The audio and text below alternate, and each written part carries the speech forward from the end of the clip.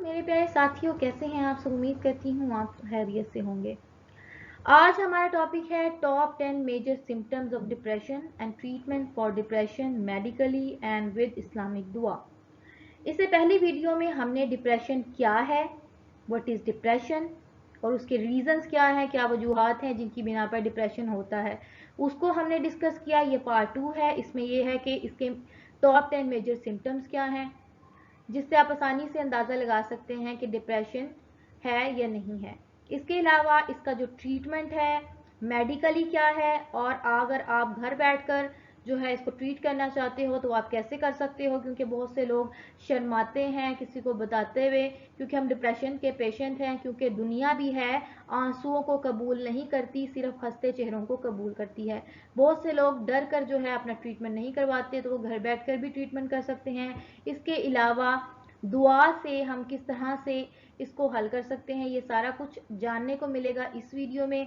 Kindly video को आखिर तक देखें और अपने दोस्तों के साथ शेयर कीजिए। तो जी प्यारे साथियों, डिप्रेशन की सिम्टम्स क्या हैं।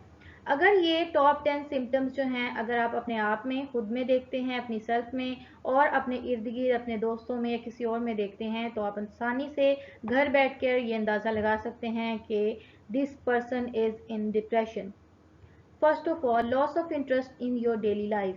अगर आप अपनी ज़िंदगी के मामूली कामों में जो आप रोज़मर्रा करते हो उसमें आपका इंटरेस्ट ही ख़त्म हो गया है, लाइक नहाना धोना, कपड़े पहनना, बाहर जाना, और भी इस तरह की चीज़ें, आपका इंटरेस्ट अगर ख़त्म हो गया है लाइफ को लेकर, तो आप डिप्रेशन पेशेंट हैं। वेट गेन और लॉस, अगर अचानक से आपका वज़न बहुत ज़्यादा बढ़ना शुरू हो गया है या कम होना शुरू हो गया है, तो ये भी एक मेजर सिम्टम है। स्लीपलेसनेस, नींद का ना आना या नींद का उड़ जाना या गायब हो जाना, ये भी एक सिम्टम है। Symptom number 4, feeling restless and slow down physically and mentally.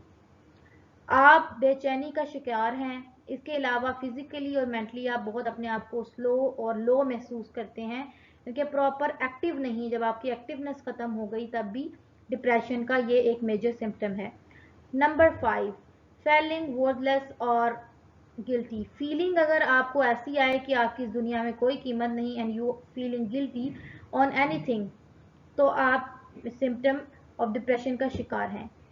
Number 6, tired without doing anything. अगर आप कुछ कर नहीं रहे बट फिर भी आपको ऐसा लग रहा है मैं बहुत सी एक्टिविटीज़ की हैं, आप थकावट महसूस करते हैं, तो आप डिप्रेशन के सिम्टम का शिकार हैं। Number 7, trouble in taking decisions. आपको बहुत मुश्किल होती है ज़िंदगी के फैसले करने में, आपको सुसाइडल थॉट्स आती हैं, आपको ऐसे फील होता है कि मर जाना चाहिए, ज़िंदगी का कोई काम नहीं या कोई मकसद नहीं, ये भी एक सिम्टम है। नंबर 9, टॉक विदाउट रीज़न, बगैर वजह के बहुत ज़्यादा बातें करना। Top 10, move your hand for no reason. आप अपने हाथों को बगैर वजह के इस्तेमाल करते हो, आप अपने रूम में इधर उधर रखते हो या इशारे करते हो, तो ये भी एक जो है मेजर सिम्टम है, because in this way you are losing your confidence, so you are hesitating. तो जी गाइस, अब बारी आती है कुछ मेडिकल टर्म्स की और कुछ पर्सनल टर्म्स की, या ऐसे ट्रीटमेंट की जो आप घर बैठ के कर सकते हो। पहली चीज़, ये अब मेडिकली जो 3 इंपॉर्टेंट मेथड्स और थेरेपीज़ जो मानी जाती हैं वो ये हैं। Number 1, cognitive behaviour therapy. Number 2, interpersonal therapy. Number 3, psychodynamic therapy.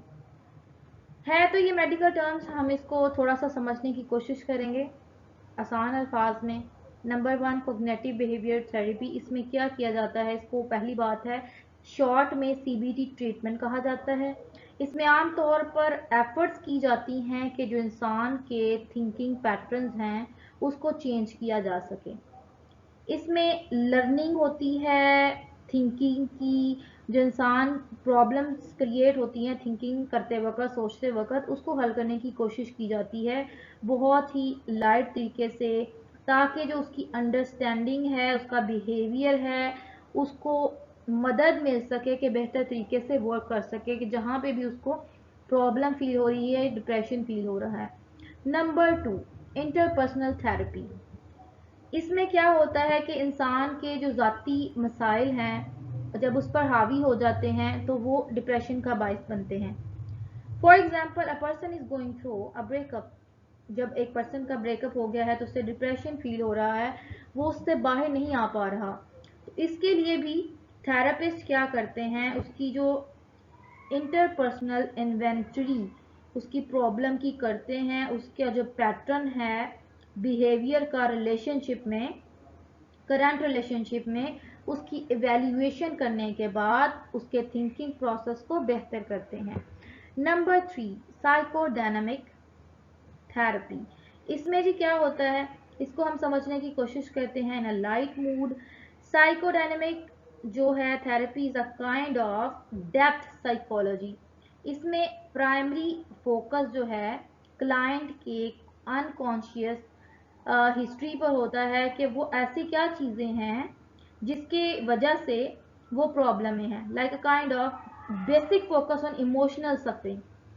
Self examination की जाती है, सेल्फ रिफ्लेक्शन किया जाता है, उसके जो रूल्स हैं लाइफ में उसके रिलेशनशिप डेवलप करने के, उसके जो प्रॉब्लमैटिक रिलेशनशिप पैटर्न्स हैं in their personal life, in their patients personal life, they doctors want to improve, they give them medicines and give them some therapies to improve।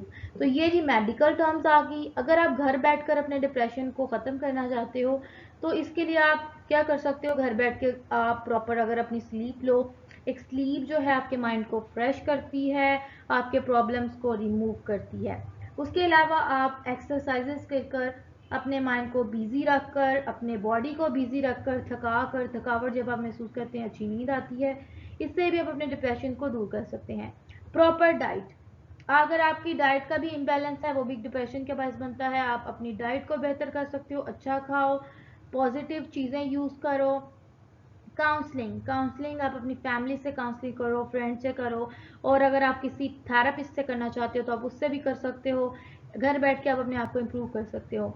Self help जो है home remedy में सबसे important है। अगर आप अपनी मदद खुद नहीं कर रहे तो आपकी मदद कोई भी नहीं कर सकता। ये जी थेरेपीज थी जो कि मेडिकल थी, और कुछ जो है घर बैठकर आप थेरेपीज अप्लाई कर सकते हो।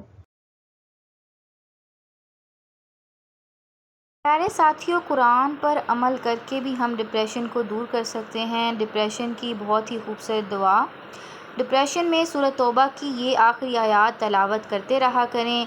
हस्बी अल्लाहु ला इलाहा इल्ला हुआ अलैहि तवक्कलतु व हुवा रब्बुल अर्शिल अज़ीम। मुझे अल्लाह ही काफ़ी है, इसके सिवा कोई माबूद नहीं। मैंने इस पर भरोसा किया और वही अर्श अज़ीम का मालिक है।